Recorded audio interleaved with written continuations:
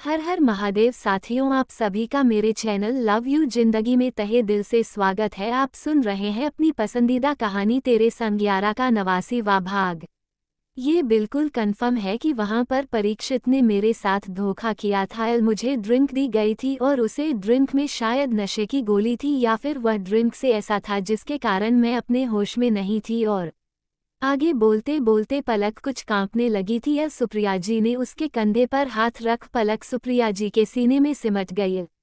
Mummy, सच कह रही हूँ, मुझे अच्छे से बिल्कुल याद नहीं, लेकिन इतना जरूर याद है कि मेरे साथ धोखा हुआ था। परीक्षित ने मुझे होटल छोड़ने के लिए कहा, लेकिन वो लौटकर नहीं आए थे और इधर मेरे पीछे कुछ आदमी लग गए थे। मैं खुद को बचाने के लिए भाग रही थी। फिर क्या हुआ मुझे साफ याद नहीं। पर सुबह जब मेरी नींद खुली थी तो परीक्षित जी मेरे सामने थे। पर उनके चेहरे पर एक भी शिकन नहीं थी। जबकि मुझे महसूस हो रहा था कि मेरे साथ कुछ गलत हो चुका है। पर अब मैं बिल्कुल कन्फर्म हूँ कि मुस्कान उनकी बेटी नहीं है। पलक अपनी आंखें नीचे किए हुए बता रही थी।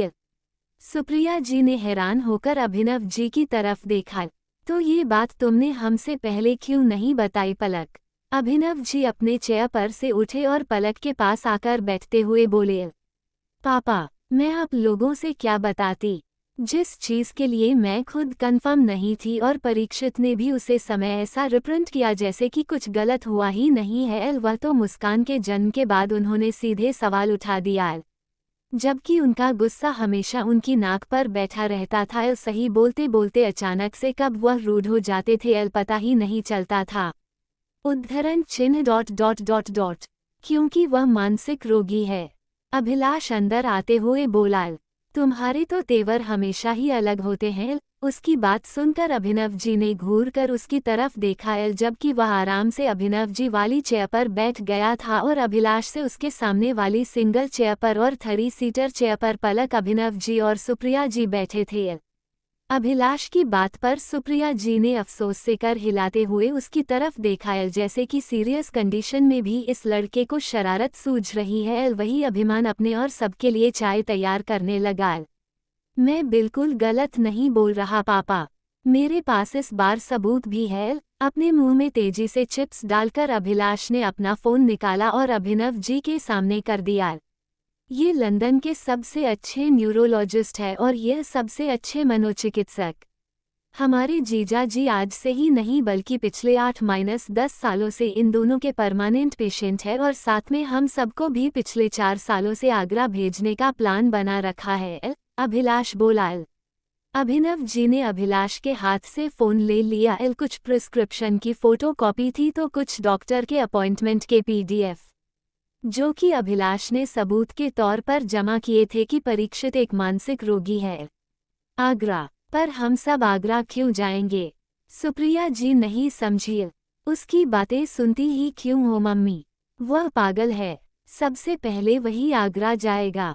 अभिमान ने घूरते हुए अभिलाष की तरफ देखा, पर सुप्रिया जी को अभी भी बात समझ में नहीं आई थी। वो हैरानी से तीनों बाप बेटों की तरफ देख रही थी। आगरा में मेंटल एसाइलम है, अभिनव जी ने जवाब दिया। अभिनव जी की बात सुनकर सुप्रिया जी ने बुरा सा मुंह बनाया। मैं उसी को ना भेज दूं?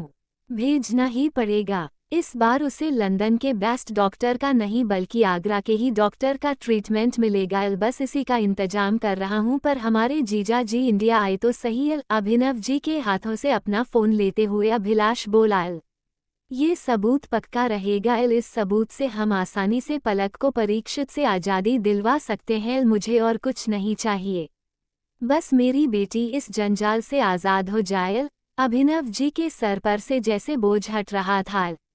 ये तो बहुत कम है पापा, हम तो बड़े बड़े सबूत जमा करने की कोशिश में लगे हैं।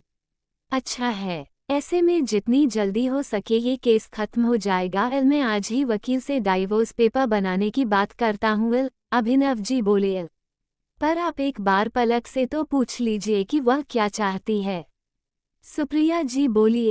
अब सभी की सवालिया निगाहें फलक के चेहरे की तरफ उठी हुई थी, लेकिन अभिनव जी के होठों पर मुस्कुराहट थी, जैसे कि उन्होंने अपनी बेटी का मन पहले ही पढ़ लिया था।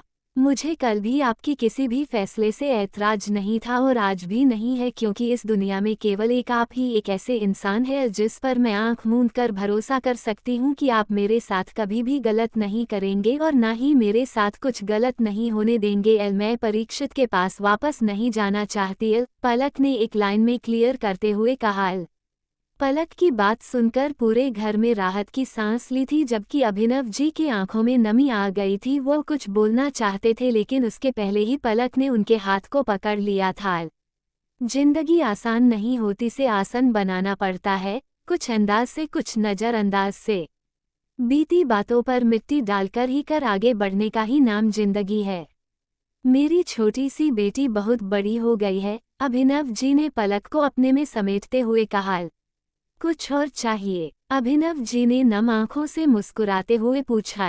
मेरा वजूद तो आपसे ही है, तो आप क्यों सोचते कि हो गई हूँ दूर? सांसें दी आपने, उससे बढ़कर क्या मांगूं?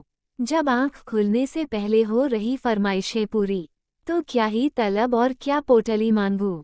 अब क्या करेंगे अभिनव जी? परीक्षित के साथ जानने के लिए बने रहे अगले भाग तक। तब तक के लिए वीडियो को लाइक और चैनल को सब्सक्राइब करना मत भूलिएगा। खुश रहिए, स्वस्थ रहिए, मस्त रहिए और यही यूट्यूब पर मिलते रहिए। मिलते हैं अगले भाग के साथ। हर हर महादेव।